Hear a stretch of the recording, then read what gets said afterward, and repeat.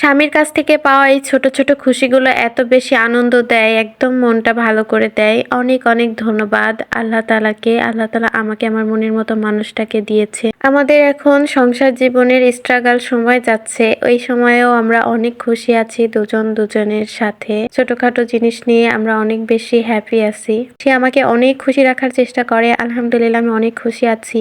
আর সে যে এত দায়িত্ববান একটা পুরুষ তা তো আর বলে বোঝানোই যাবে না। সে খুব দায়িত্ববান, তাকে কিছু বলাই লাগে না আমার কি লাগবে না লাগবে, কিছু বলার আগেও নিয়ে চলে আসে। ইনফ্যাক্ট আমার ঘরে রান্নার মশলাপাতিও আমাকে বলে দিতে হয় না, এটা নেই ওটা নেই, ও নিজে থেকেই নিয়ে আসে। ও নিজেই কখন যে দেখে টেকে ওই নিয়ে আসে, আমাকে বলাও লাগে না। তো ওই দিনই তো দুপুর থেকে ভিডিওটা শুরু করেছি। দুপুরে রান্না বসাইছি, রান্না করব বাঁধাকপি আর হচ্ছে একটু মাছ ভুনা করব। গোসলের পরে এমনি শীত লাগে তো এখন ছাদে চলে যায় রোদে। তো ওই সময় আজকে ভাবলাম গোসল করে তারপরে রান্না করে তারপরে ছাদে যাব। তাই গোসল করে রান্না করে খাওয়া দাওয়া করে তারপরে ছাদে গিয়েছিলাম। আর এই যে এখন আমি বাঁধাকপিটা রান্না করে নিব। বাঁধাকপিটা রান্না করছি ডাল দিয়ে, ডাল আর বাঁধাকপি সিদ্ধ করে ঘাটির মতো করব। পারি না আমি বাঁধাকপি রান্না করতে, এই প্রথম আমি রান্না করলাম। আরেকদিন ভাজি করেছিলাম, এর আগে আমি বাঁধাকপি কখনো রান্না করি কিভাবে রান্না করতে আমি জানিও না। আপনারা কি আমাকে একটু হেল্প করেন, বাঁধাকপির কি কি রেসিপি রান্না করা যায় সহজভাবে কম সময়ে। এই যে এখানে আমি হচ্ছে মাছ ভুনা করছি, টাকি মাছ। এই মাছটা আমার অনেক পছন্দের, তাই সে আমার জন্য অনেক করে নিয়ে আসে। আর এই তো মাছটা ভুনা করেছিলাম, অনেক বেশি মজা হয়েছিল। কাঁচামরিচ দিয়ে মাছ ভুনা করেছি। কাঁচামরিচ দিয়ে মাছ ভুনা কিন্তু অনেক বেশি মজা হয়, মানে মাঝে মধ্যে সব রকম টেস্টি ভালো লাগে।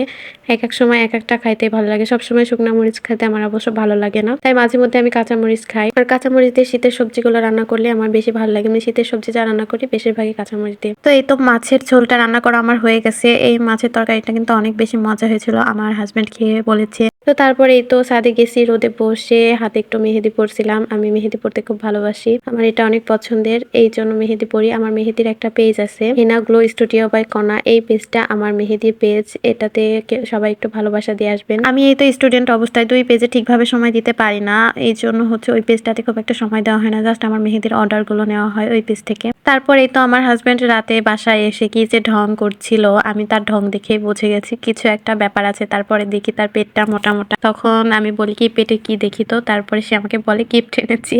তারপরে আমি বললাম দাঁড়াও আমি দেখি কি গিফট। তখন দেখি সে আমার জন্য একটা গোলাপ নিয়ে এসেছে। আর এই গোলাপটা দিয়ে তাকে এইভাবে আহ্লাদ করছিলাম যে উলি বাবালে, এই হচ্ছে রিলেশনের পরে বিয়ের প্রথম বছরে নিয়ে এসেছো। কারণ একদম প্রথম আমাকে ফুল দিয়েছিল আমাদের ফার্স্ট দেখায়। তারপরে আর কখনো আমাদের মধ্যে ফুল টুল নেওয়া নিয়ে হয়নি, বাই চান্স আর কি। তারপরে এই ফার্স্ট অ্যানিভার্সারিতে সে আমাকে এই ফুলটা দিয়ে অনেক খুশি করে দিয়েছে। আর এই ফুলের পাপড়িটা পড়ে যায় একটা, তো একটা ফুলের পাপড়ি পড়ায় সে আমাকে বলে কি একটা পড়েছে, তার মানে 1 বছর আমাদের পার হয়ে গেছে, এই জন্য একটা পড়েছে।